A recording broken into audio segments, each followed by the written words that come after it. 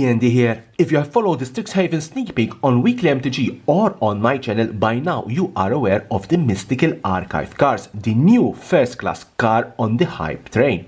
What we know so far: Mystical Archives are a collection of the most notable sorceries and instants in Magic the Gathering. There will be 63 different spells, and these can be found in draft set booster boxes, 1 in each pack, and in collector booster boxes, 3 in each pack, which can also be in foil, edged foil to be precisely, very similar to the one that we found in Commander Legends. Even though these cards will be released in a standard set, there will not be standard legal. You can play them in limited but not in standard. Something else we know is that this set will have its own symbol, a scroll, and the cards will have different rarities. Demonic Tutor is mythic, orange-red symbol. Source to Plowshare is rare with the gold symbol. Opt is uncommon with the silver symbol. So here we need to assume that there will also be common cards with the black symbol. But what is the pull rate of these Mystical Archive cards? When we start to discuss the pull rate of these cards, we cannot compare them with Masterpieces, or better known as lottery cards. Masterpieces had a very low chance of pulling one of those cards. Battleford Zendikar Expedition's pull rate was 1:3240. That is one card in every booster case, 6 boxes.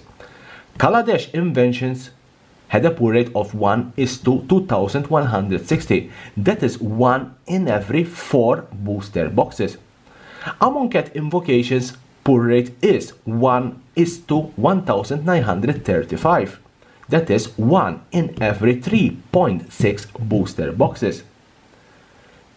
Zendikar Rising, we're talking here about the expeditions of Zendikar Rising, that the pull rate was 1 in 540, that is 1 in every booster box, which was the box topper. Strixhaven Mystical Archive pull rate will be 1 in each pack, that is 36 in a draft booster box. But how many common, uncommon, rare and mythic can you pull from a draft booster box?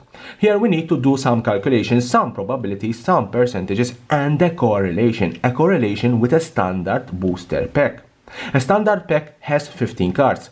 10 common, that's 66%, 3 uncommon, that's 20%, 1 rare or mythic, that's 7%, and the other card is a land, that's another 7%.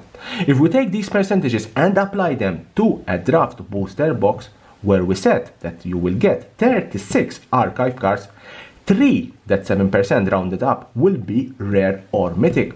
Here we need to assume that we will get at least 1 mythic if we are lucky, and the rest 2 cards will be rare. 8, that is 20% rounded up, will be uncommon, and the rest 25 cards will be common. What does this mean? This means that the Mystical Archive cards will be quite difficult to pull. You cannot have a guarantee that you will pull a particular mythic card from even a booster case, that is 6 boxes. Even rare cards will be difficult to get, while uncommon and common cards will be quite easy, especially the common cards.